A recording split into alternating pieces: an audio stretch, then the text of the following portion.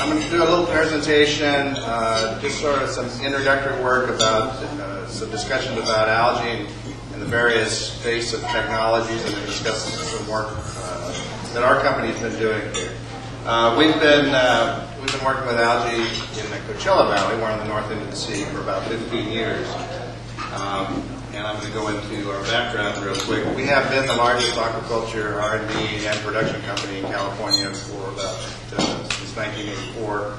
We've just closed the fish side of our business, which produced up to 4.5 million pounds of fish per year, basically because we can't compete in the United States against foreign imports and seafood on the level of the size of our company was operating. But we've been fortunate enough to turn our inventory, which we sold off to Will Engler, who is also in the valley here, and switched, based on our 15 years of work with algae, into moving into algal production. So I'm going to talk about some of our research today.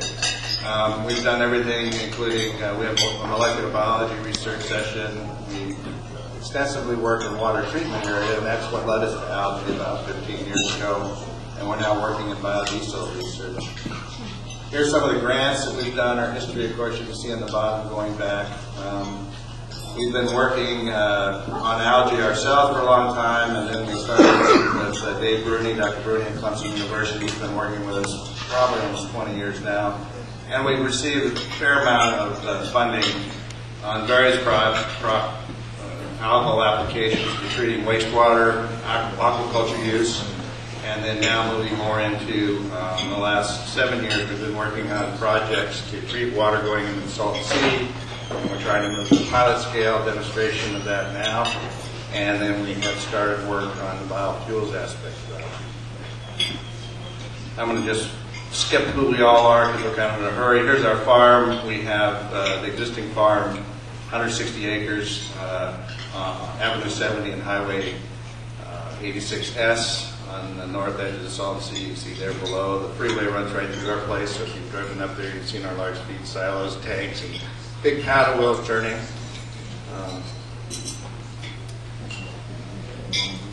The next thing I want to talk about real quickly is a little discussion about the way we've approached using algae for various purposes, starting from the easier ways to utilize algae for useful purposes, moving up to the biofuels application that a lot of people in the audience are interested in. What we call the first level technology, the least difficult, would be to use aquaculture, use water treatment in an aquaculture application, which we did in last year on 25 acres. Which you'll see we grew a large number of fish. This is easiest because it's a closed system, so we don't have to recirculate water through the system. The only water we need is to make up evaporation and seepage. We don't have to supply any CO2 or nutrients because we're treating a waste. The fish is the waste product, providing the ammonia and the phosphorus and the carbon dioxide. And we don't have to harvest any algae because the algae stay in the system and treat the water. Here's an example of the system we put in. This is a partitioned aquaculture system, controlled eutrophication process. Fish are confined in a partitioned area to 25 acres of algae that's circulated around as water treatment. We actually produced over the last 3 years up to 33,000 pounds of fish per acre per year. This system last year produced 1.5 million pounds of tilapia. Very, very effective aquaculture system, probably the lowest cost way to do things. Still not competitive if you were raising other type of fish, and unfortunately we could double the stage production of tilapia in this system, so we became our worst competitor. But from the algae standpoint, this was very successful, very simple in terms of algae. This is not just a pond full of algae, and I won't get into all the details. A pond of algae would grow fish at about 3,000 to 5,000 pounds per acre, and we're doing about 5 to 7. Then sort of the next level of things you can do with algae is use it for water treatment aspects, where you've got to actually clean the water up and give it back either to a municipality or put it back to an environment, like treating the Salton Sea. You still don't need supplemental nutrients, at least in terms of nitrogen and phosphorus, and those are cost factors. You do probably have to add some carbon dioxide. You have a continuous flow of water going through the system, which complicates things because it affects your algal cell age.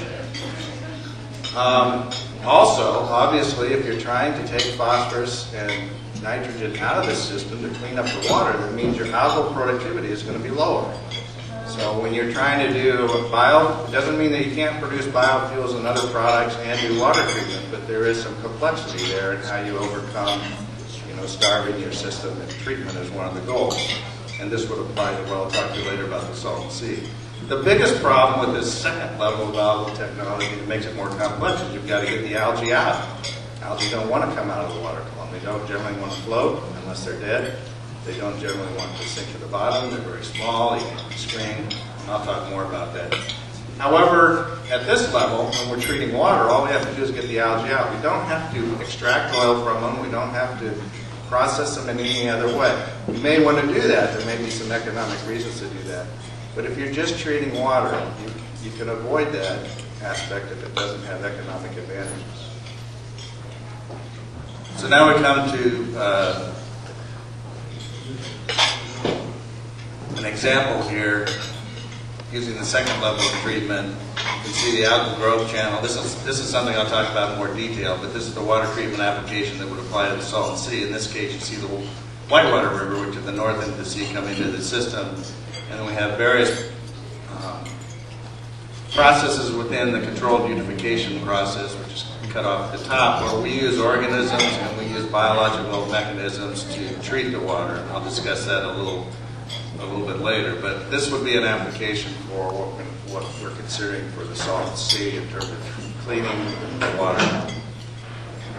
Then going to the third most difficult algal technology, making liquid transportation biofuels. It can be either open or closed water system, but things get much more difficult. You have to supply the carbon dioxide and the nutrients that are required. You've got to harvest the algae, get them out of the water. Then you've got to get the oil or lipid out of the algae once you've gotten the algae out of the water. Or do both of those steps at the same time. Those are very difficult things to do. You're probably going to need other co-products to make the algal biofuels competitive with current fossil fuel prices, at least in the short term.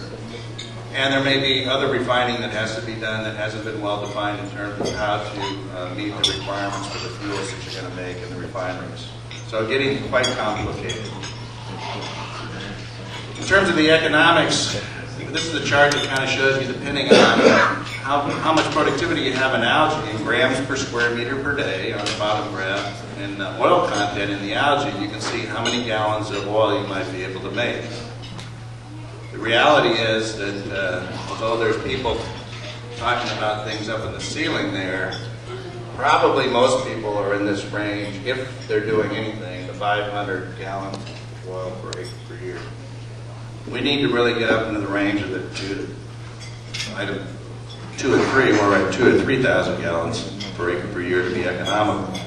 And today's technology can be improved. Here's some economics based on things that we can do with advancements, technological advancements, some of the things we're talking about, as well as possibly some people are talking about GMOs. So we're at least at a cost of 13, best case scenario today, dollars per gallon of biodiesel, and really needs to get down, if you're listening to everybody, in the $1 to $2 range. So we've got some work to do.